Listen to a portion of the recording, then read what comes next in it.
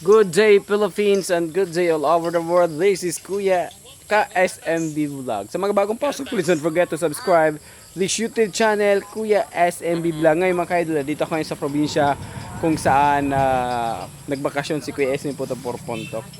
Ngayon, nanonood ako kay Pugong Biyahero vlog na kanyang content about kay Nanay Emma.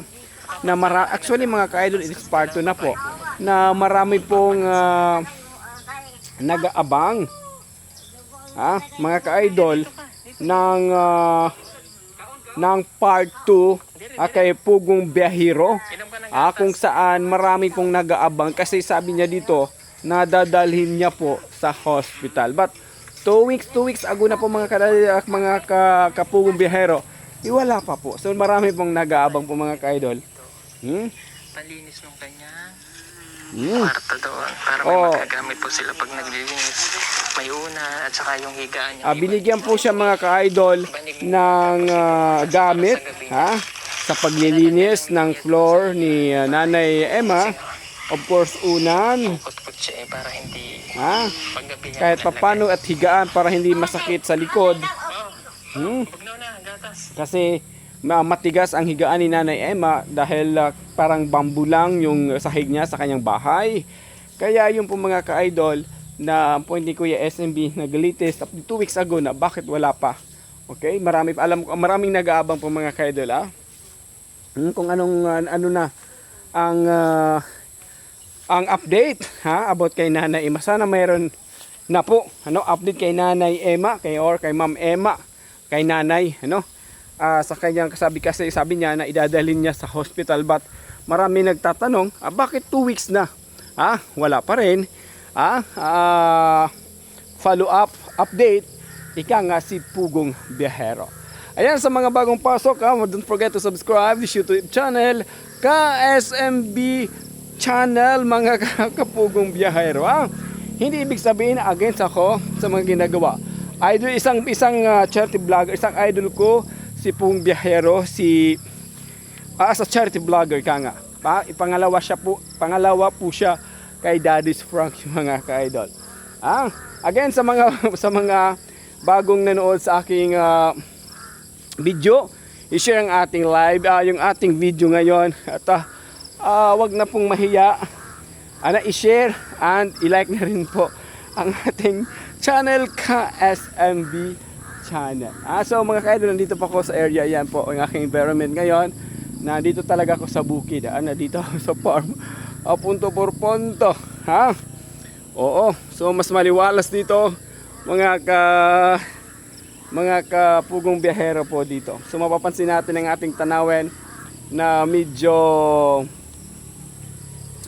green. Matataas na punong niyog mga ka-idol. Ayan po. So sana suportahan po ninyo si Kuya SMB. Si KSMB mga ka-channel. Medyo madilim na po mga kapugong biyahero. Malaom-laom. Ay grabe po. So yun lang po. Sana po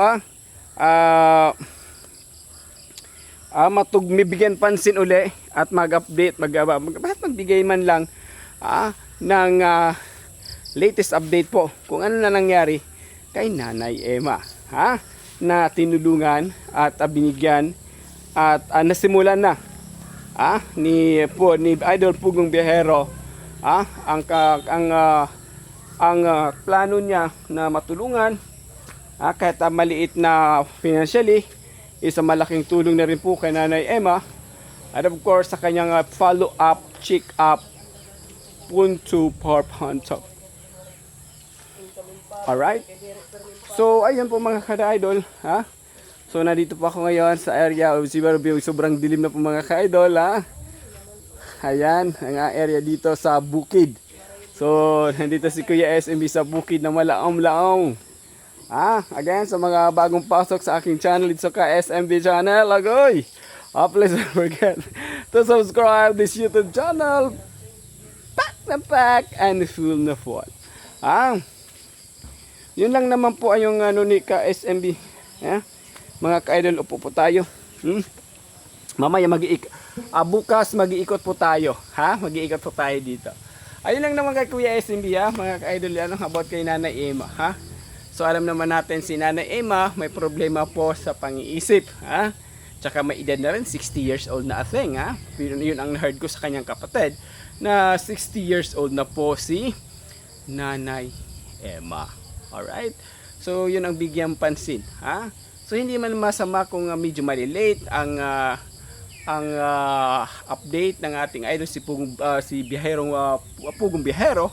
Ang importante is matuloy ang medication ni Nanay Emma with Pugong Bihero, kasi kung ating pagsusumahin, malaking impact po yun kay Nanay Emma kung tuloy-tuloy ang pagtulong ni Pugong Bihero kay Nanay Emma sa medications, sa pangangailangan, even man lang sa pagkain, malaking impact na po yun.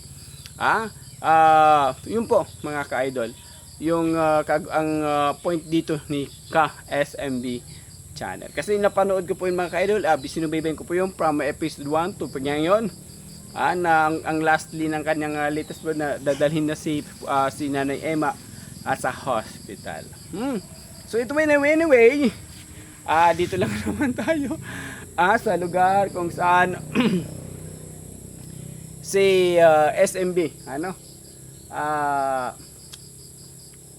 ngayon dito sa probinsya, nagbakasyon muna, oo, mas maganda maliwalas, tahimik, yung marinig mo lang dito mga kapag Pugong Bihero, yung nanghuni ng mga hayop, yung sounds ng mga tinig ng mga ibon, baboy, so alam naman natin dito, dito sa probinsya, umaasa lang din ang tao sa paligid, sa environment, tulad ng mga hayop, nyog, mga palayan, pang-agriculture talaga dito mga ka-SMB, yung hanap buhay po dito na malaom-laom. Okay, medyo madilim na So ayun. So ayan, sa mga bagong pasok, sana huwag niyong kaligtaan to share and like na rin, mag-focus po tayo regarding this, kapag medyo okay na pong ating ginagawa, na mini office sa ating pagko-content dito sa social media. Sana suportahan po ninyo si si KSMB channel, tuloy-tuloy po itong channel ni KSMB sa tulong po ninyo at gabay po ninyo mga ka-SMB. Of course, sa mga kabaherong Pugong supporters sa atin to. Ayan, maraming salamat sa pagsama niyo sa akin ngayong hapon. Again, this is KSMB channel. Para sigurado punto por punto, pack na pack and full na full.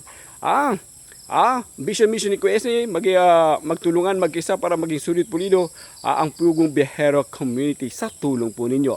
Basta na sa katwiran, ipaglaban mo. Hanggang sa muli, God bless! Bang bang! Mabuhay tayong lahat. I love you all. Bye bye guys!